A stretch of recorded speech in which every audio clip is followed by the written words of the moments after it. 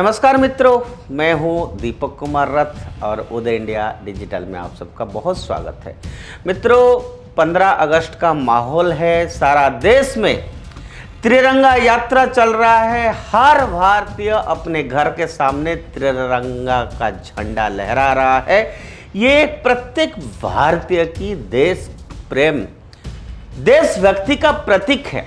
ये भारत का संस्कृति है, ये भारत का संस्कार है। लेकिन कुछ गद्दारों भी इस देश में धीरे धीरे बढ़ रहे हैं और उसी विषय में मैं आज आपके सामने रखूंगा। उससे पहले दोस्त, हमने सुना है कि अमेरिकी उद्योगपति और अमेरिकन डीप स्टेट के पुरोधा जॉर्ज सोरोस ने कथित तौर पर अपना 94वां बर्थडे नहीं मनाया क्योंकि भारत के खिलाफ उनकी हिडेनबर्ग साजिश विफल हो गई थी। भारत के दुश्मन सोरोस को भारी आर्थिक नुकसान हुआ। सोरोस अभी भी सदमे में है। 94 एज जिसका है जॉर्ज सोरोस, उस बात से बहुत परेशान है कि भारतीयों ने हिडेनबर्ग की प्रोपागेंडा रिपोर्ट को गंभीरता से नहीं लिया।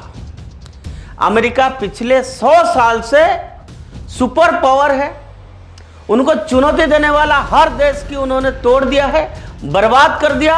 जापान ने चुनौती दी तो खत्म कर दिया, यूएसएसआर ने चुनौती दी तो 17 टुकड़ा कर दिया, इराक ने सर उठाया तो बर्बाद कर दिया। आजकल चीन की बारी है। आगे भारत की भी बारी आएगी, ऐसा उनका सोचना है। पिछले 100 साल से दुनिया के टॉप 10 उद्योगपतियों में अमेरिका के उद्योगपतियों का दबदबा हमेशा से रहा है। टॉप 10 में से 8 से 9 सिर्फ अमेरिकी उद्योगपति होते हैं और दूर दूर तक कोई नहीं है। चीन के जैक मा ने तीसरा स्थान हासिल किया तो उनके खिलाफ लॉबिंग शुरू हो गई है और उनको भागना पड़ा। अमेरिका की ताकत उनका उद्योग है। वो टेक्नोलॉजी और बिजनेस के दम पर पूरी दुनिया को अपने काबू में रखता है।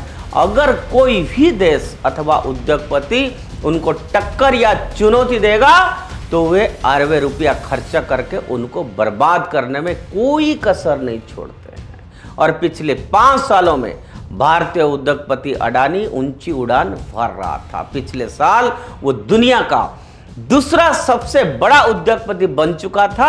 अगर ये रफ्तार रहती तो 2024 में दुनिया का सबसे बड़ा उद्योगपति वो बन जाता। दुनिया भारत की तरफ देखती। भारत मेक इन इंडिया का अभियान चला रहा है। भारत बहुत बड़ा बाजार है, तो ऐसे में अगर भारत आने वाला 20 वर्षों में आत्मनिर्भर बन जाता है तो अमेरिका, यूरोप, चीन के साथ साथ अरब वर्ल्ड को भारी नुकसान उठाना पड़ेगा। $1 के मुकाबले भारतीय रुपया मजबूत हो जाएगा और यही कारण है कि भारत के खिलाफ साजिश शुरू हो चुकी है। अमेरिकन डीप स्टेट तो अपनी हरकतों से लगा ही है, लेकिन भारत में भी लॉबिंग शुरू हो चुकी है। दोस्तों, एक इरिश प्रोवर्ब है, if two neighbours are fighting there is an Englishman that has visited one of them yesterday. मित्रों, अभी हाल ही में हैदराबाद में अमेरिकी महावाणिज्य दूत जेनिफर लार्सन ने भारतीय इस्लामी नेता असदुद्दीन ओवैसी से मुलाकात की। अब वेस्टर्न डीप स्टेट के मोडस ऑपरेंडी ये मानने को कोई दिक्कत नहीं है कि यदि कोई अमेरिकी वाणिज्य दूतावास इस्लामी चरमपंथियों से मिल रहा है तो उस देश को बहुत सावधान रहना चाहिए। विदेशी सरकारों को उखाड़ फेंकने के लिए इस्लाम का इस्तेमाल करना इनका पुराना काम है। बांग्लादेश में क्या हो रहा है आप देख ही रहे हैं। लेकिन आज मैं आपको एक और एग्जाम्पल देना चाहता हूं। एक देश है लीबिया। बेंगाजी वहाँ का दूसरा सबसे बड़ा शहर है। 2011 का लीबियाई गृह युद्ध 15 फरवरी 2011 को शुरू हुआ, जब कुछ प्रदर्शनकारी पुलिस स्टेशन के सामने विरोध प्रदर्शन कर रहे थे और जब स्थिति हाथ से निकल गई तो पुलिस ने उस पर गोलीबारी की और कई लोग मारे गए। वहीं से पूरे लीबिया में गृह युद्ध फैल गया। गृह युद्ध 20 अक्टूबर 2011 को समाप्त हुआ, जब नोटो ने हवाई हमले में लीबिया के शासक सुमार गद्दाफी को मार डाला। बाद में विकीलीक ने खुलासा किया है कि लीबिया में गृह युद्ध CIA द्वारा शासन परिवर्तन के लिए आयोजित किया गया था। गद्दाफी पेट्रो डॉलर से बाहर आने की कोशिश कर रहे थे और यूनाइटेड फ्रंट ऑफ अफ्रीका का निर्माण करने की कोशिश कर रहे थे। लेकिन रिपोर्ट के अनुसार बाद में पता चला कि 15 फरवरी को बेनगाजी में गोलीबारी एक झूठा प्रोपागेंडा था। गद्दाफी ने कभी प्रदर्शनकारियों पर गोलीबारी का आदेश नहीं दिया था। प्रदर्शनकारियों पर गोलीबारी करने वाला अमेरिका के कट्टरपंथी इस्लामवादी और भाड़े के सैनिक थे। अमेरिका ने गद्दाफी के अखाड़ फेंकने के लिए कट्टरपंथी इस्लामवादियों का इस्तेमाल किया। अब यहाँ एक ट्विस्ट है। क्या आप जानते हैं कि 2011 में बेनगाजी में अमेरिका के दूतावास में प्रधान अधिकारी कौन था? ये जेनिफर लार्सन थी। और यही जेनिफर लार्सन आजकल ओवैसी से मिल रहे हैं। समस्या यह है कि भारत सरकार ऐसे बैठकों में हस्तक्षेप नहीं कर सकती, क्योंकि हर देश में राजनीतियों को अपने लॉ मेकर से समय समय पर मिलना सामान्य प्रोटोकॉल है। हालांकि ये अमेरिका राजनीतिक इस अवसर का ये लोग जो है उपयोग ऐसे खतरनाक योजनाएं बनाने के लिए करते हैं। हर देश में पप्पुओं की कमी कभी नहीं होती। मीडिया को खरीदा जा सकता है। यूट्यूब, फेसबुक, गूगल, ट्विटर, ये सारे प्लेटफॉर्म अमेरिका के हैं और वो जब चाहे किसी के खिलाफ भी अभियान चला सकते हैं। ऐसे आज हम लोग अनुभव करते हैं, महसूस करते हैं। भारत में भूखों, पप्पुओं, जयचंद्रों, गद्दारों की कमी नहीं है। इतिहास में बहुत एग्जाम्पल है। चीन में ये सब आसान नहीं है। वहाँ लोकतंत्र नहीं है, वहाँ प्रोपागंडा, झूठ फैलाना आसान नहीं है। चीन खुद भारत को आगे बढ़ने में रोक रहा है। आने वाले समय में भारत के लिए ये चुनौती ज़्यादा है। अफगानिस्तान में रसिया के खिलाफ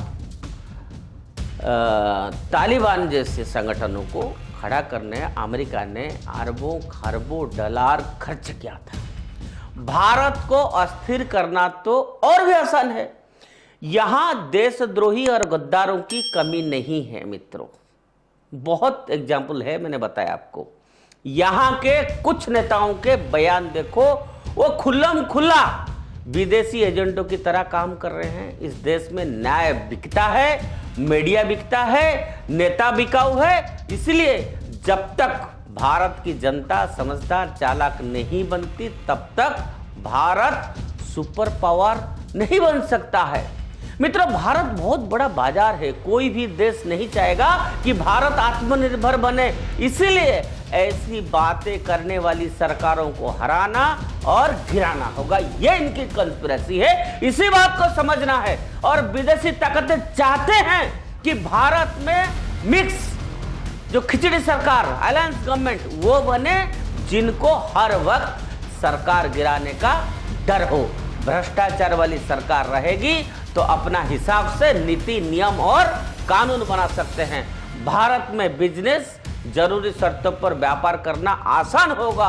पिछले 10 सालों से भारत में स्थिर और मजबूत सरकार है। उन्हें परेशानी हो रही है कि भारत की सरकार खुद को, उद्योगपतियों को मजबूत बना रही है।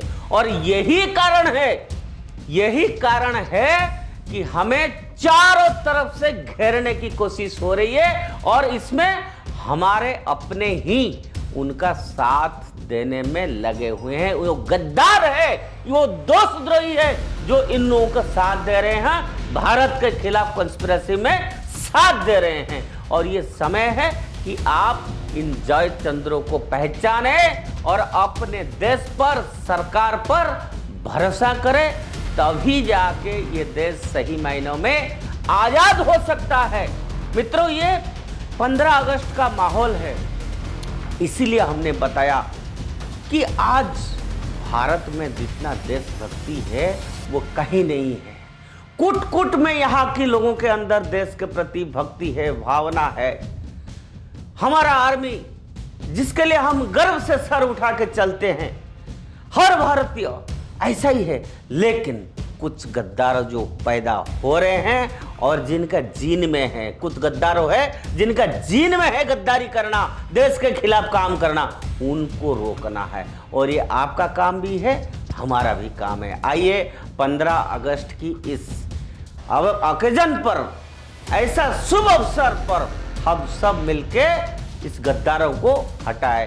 आप सबको देश की 78वें स्वतंत्रता दिवस की बहुत बहुत हार्दिक शुभकामनाएं है। वंदे मातरम, भारत माता की जय।